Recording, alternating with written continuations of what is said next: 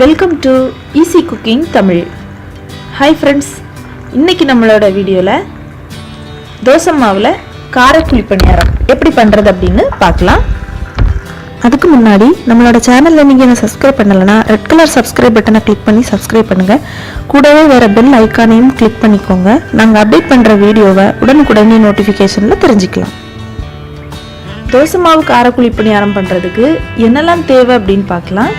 நான் இன்னைக்கு 1 கப் தோசை மாவு எடுத்துருக்கிறேன்.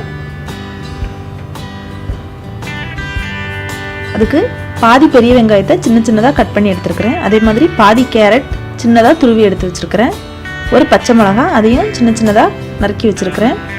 2 டீஸ்பூன் அளவுக்கு துருவின தேங்காய், 1/2 டீஸ்பூன் கரம் மசாலா, கொஞ்சம் கருவேப்பிலை அதையும் நல்ல சின்ன சின்னதாக கட் பண்ணி எடுத்து வச்சுக்கலாம். தேவையான அளவு உப்பு, கொஞ்சம் ஆயில். ஃபஸ்ட்டு ஒரு பேனில் 2 டீஸ்பூன் அளவுக்கு ஆயில் சேர்த்துக்கலாம். ஆயில் சூடானதும் நம்ம வெட்டி வச்சுருக்கிற பெரிய வெங்காயத்தை உள்ளே சேர்த்துடலாம். பெரிய வெங்காயம் ஒரு பாதி அளவு வேகட்டும். அது வரைக்கும் லைட்டாக கிளறி விட்டுக்கோங்க. ரொம்ப சவக்கிற அளவுக்கெல்லாம் வேக வேண்டாம், பாதி அளவு வெந்தால் போதும். இந்த டைமில் நம்ம வெட்டி வச்சுருக்கிற பச்சை மிளகாவையும் கேரட்டையும் உள்ளே சேர்த்துட்டு மறுபடியும் இதை நல்லா கிளறி விட்டுக்கலாம்.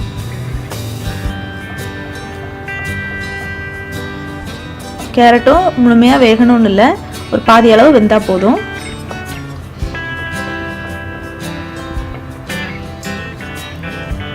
அப்புறமா நாம் உள்ள கரம் மசாலாவையும் நம்ம வெட்டி வச்சுருக்கிற கருவேப்பிலையும் உள்ளே சேர்த்துட்டு மறுபடியும் இதை ஒரு வாட்டி நல்லா கிளறி விட்டுக்கலாம்.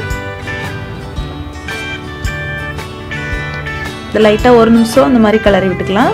அந்த மசாலாவோடைய பச்சை வாசம் போகிற வரைக்கும் கிளறி விட்டுட்டு கொஞ்சமாக உப்பு சேர்த்துக்கோங்க.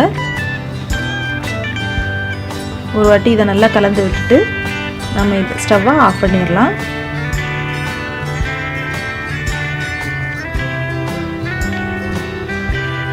இந்த ஸ்டவ்வை ஆஃப் பண்ணிவிட்டு இதை 1 நிமிஷம் நம்ம இதை லைட்டாக ஆற வச்சுக்கலாம். இது நல்லா ஆறிடுச்சு.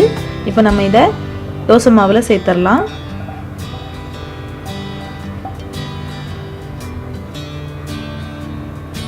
நம்ம துருவி வச்சுருக்கிற தேங்காவையும் உள்ளே சேர்த்துடலாம்.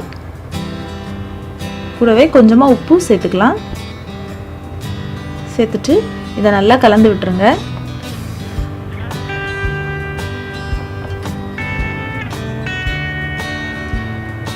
எல்லா இடமும் நல்லா மிக்ஸ் ஆகிற மாதிரி நல்லா கிளறி விட்டுக்கலாம்.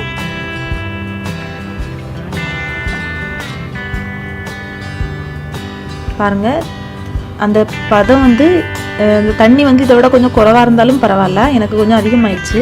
இப்போது குழிப்பணியார சட்டியை நான் ஸ்டவ்வில் வச்சுருக்கிறேன். அதில் ஒவ்வொரு குழிலையும் கொஞ்சம் கொஞ்சம் ஆயில் சேர்த்துக்கலாம். நீங்கள் நெய் வேணுன்னாலும் சேர்த்து செஞ்சுக்கோங்க. நான் ஆயில் சேர்த்துருக்குறேன். நீ ஒவ்வொரு குழிலையும் நம்ம கொஞ்சம் கொஞ்சம் மாவு அந்த மாதிரி ஊற்றிடலாம்.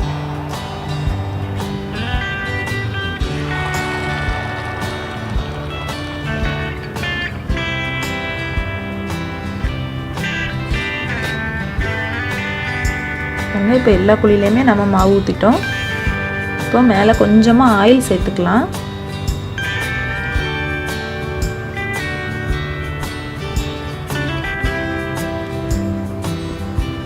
நீங்கள் நெய் வேணாலும் சேர்த்துக்கலாம். நான் தேங்காய் எண்ணெய் யூஸ் பண்ணியிருக்கிறேன். நீங்கள் உங்கள் சமையலுக்கு என்ன ஆயில் யூஸ் பண்ணுவீங்களோ அது கூட யூஸ் பண்ணிக்கலாம்.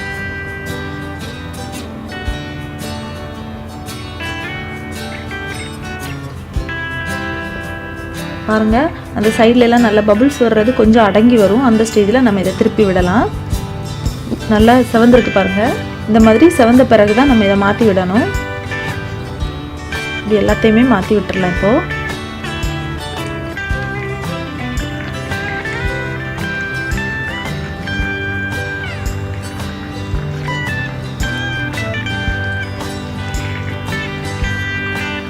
எல்லாத்தையுமே மாற்றி விட்டாச்சு.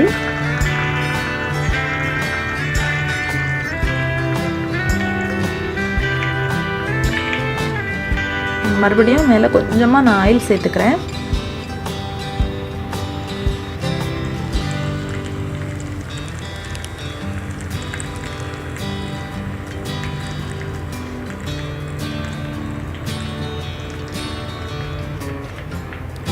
நம்ம மாற்றி வச்ச பிறகு இது ஒரு 3லேருந்து 4 நிமிஷம் வரைக்கும் நம்ம வச்சுருந்தா போதும். தீயை வந்து சிம்மில் வச்சுக்கோங்க. இப்போ எடுத்துடலாம். நல்லா வெந்துருச்சு.